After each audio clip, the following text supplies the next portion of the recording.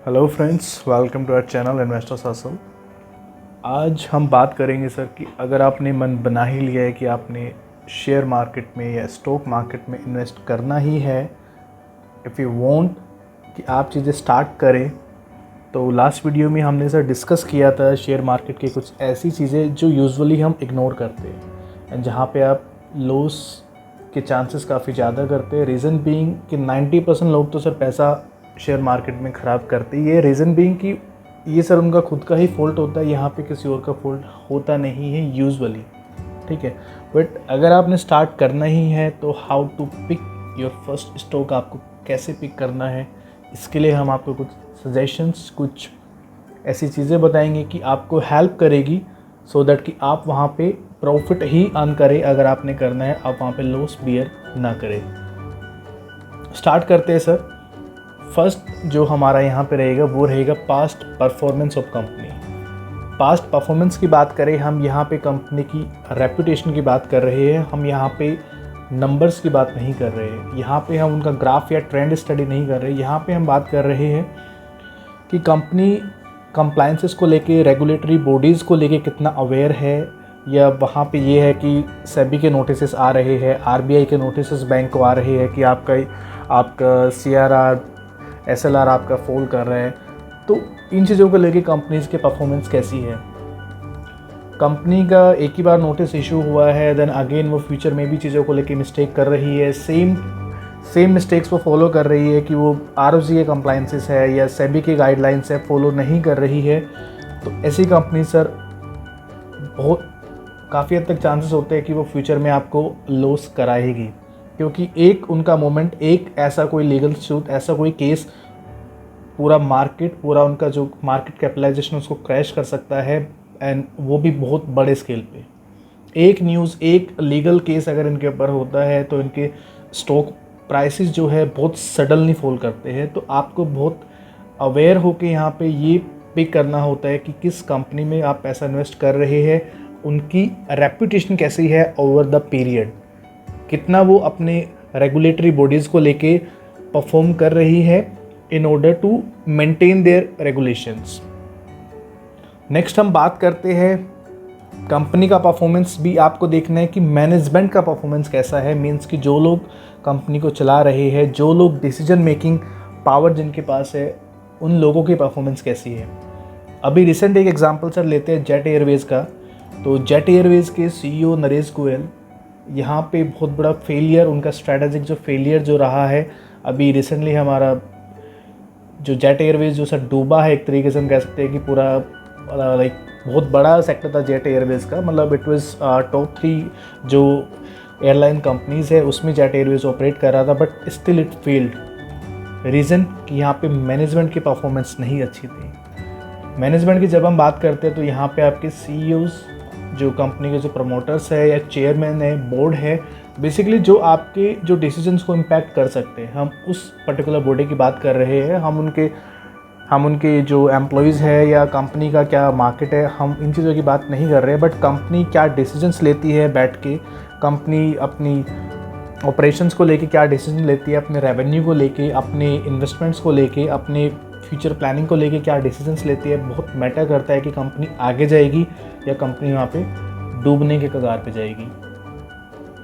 Next हम बात करते हैं सर डेट पोजीशन की लेके कि कंपनी की डेट पोजीशन कैसी है। बहुत इंपॉर्टेंट फैक्टर प्ले करता है। अगर कंपनी की डेट पोजीशन ऐसी है कि कंपनी के पास डेट बहुत ज़्यादा है, मीन्स कि कंपनी के पास लोन्स एंड बोरिंग्स एक्सेसिवली ज़्यादा है, बहुत बड़े चांसेस है कि सर आप वहाँ पे इन फ्यूचर आप वहाँ पे लॉस बियर करेंगे अगर कंपनी रेवेन्यू स्केल नहीं कर पाती है। तो वहाँ पे ऐसा एक पॉइंट आता है कि सर कंपनी फिर क्या करती है, अपने एसेट वहाँ पे सेल आउट करती है इन ऑर्डर टू पे ऑफ द डेट। अगर हम यहाँ पे बात करें सर, रिसेंट एग्जांपल हमारा सीसीडी का है, तो सीसीडी के ऑल्दो जो उनके प्रोमोटर है वीजी सिद्धार्थ, अभी रिसेंट उन्होंने सुसाइड भी किया था। अगर हम इनके सर नंबर्स की बात करें, 2018-19 के अंदर कंपनी का रेवेन्यू 1814 मीन्स 1814 करोड़ इनका रेवेन्यू था। अगेंस्ट देयर डेट इनके पास 6500 करोड़ से ऊपर के इनके पास डेट थे। और अगर सर हम एक अपने बिजनेसमैन की बात करें तो अनिल अंबानी, इनका जो रिलायंस का जो इनके पास वेंचर जो इनके पास था वो भी सर डूबने का रीज़न यही है कि कंपनी की डेट पोजीशन बहुत ख़राब रही है। रिलायंस कम्युनिकेशंस की, रिलायंस टेलीकॉम की पोजीशन डेट को लेके बहुत ख़राब रही है, मार्केट में डेट को लेके बहुत ओवर डेटेड थी।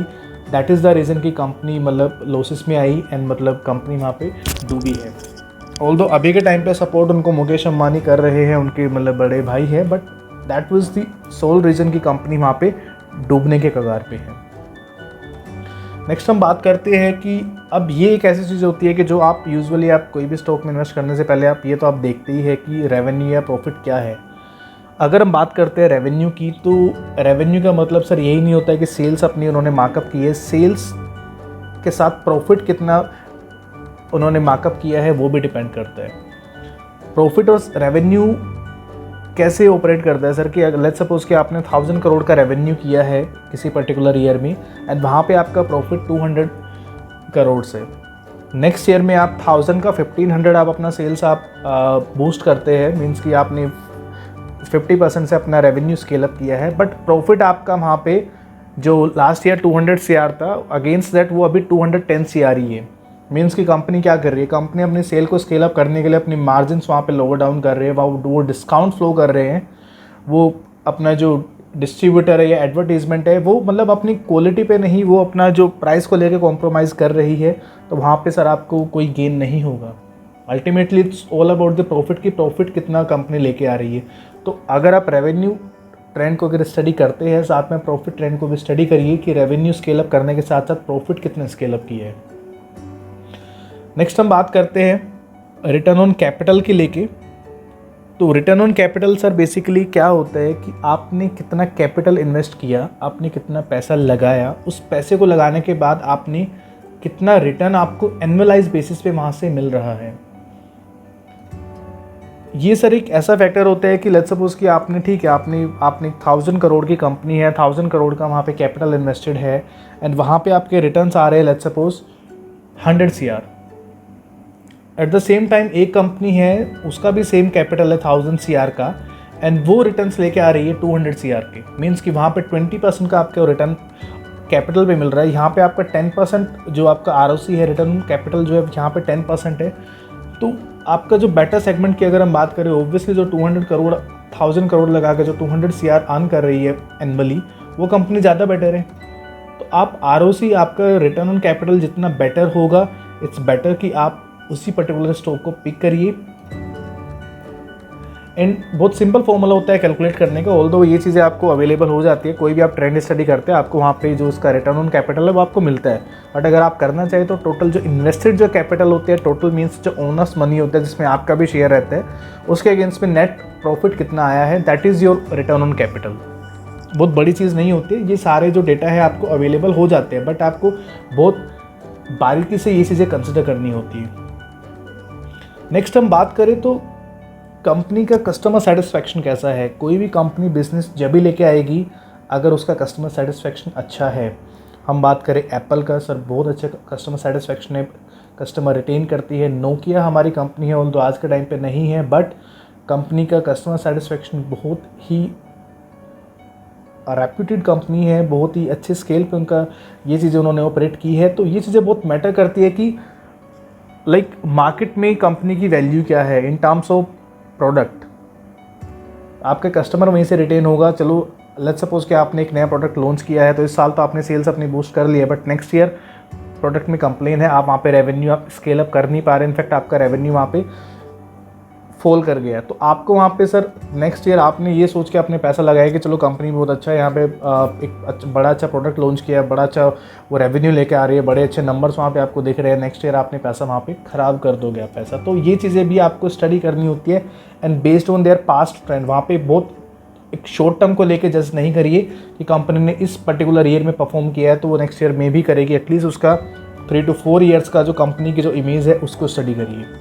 अगर सेटिस्फैक्शन होगा सर आपको रेवेन्यू आएगा, नो डाउट आपको वहाँ पे रेवेन्यू आएगा।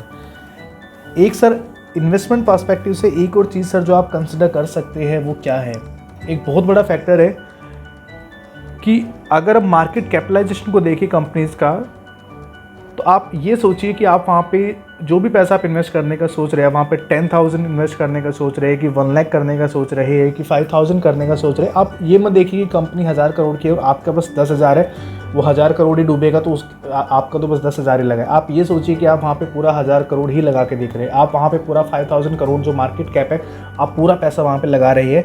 अब आप ये देखिए कि 5,000 करोड़ लगा के कंपनी की पोजीशन क्या है, कंपेयर करिए उसको। हर कंपनी का सर एक इंडस्ट्री स्टैंडर्ड होता है, जो उसके इंडस्ट्री स्टैंडर्ड है वहाँ से कंपेयर करिए, उसके जो टॉप कॉम्पिटिटर्स हैं उनसे कंपेयर करिए कि सेम मार्केट कैप के अंदर जो दूसरे कॉम्पिटिटर है वो कितना रेवेन्यू या कितना प्रॉफिट वो लेके आ रहे हैं, एंड यहाँ पे जिस कंपनी में आप इन्वेस्ट कर रहे हैं ये कितना प्रॉफिट लेके आ रहे हैं। ये चीज़ सर बहुत मैटर करेगी लॉन्ग रन में, क्योंकि यहीं से आपका डिटरमाइन करेगा कि आपको डिविडेंड कितना फ्लो होगा या कंपनी का जो शेयर है वो कितना ऊपर जाएगा। प्रॉफिट ऑब्वियसली सर, प्रॉफिट आपका वहाँ पे मैटर करेगा।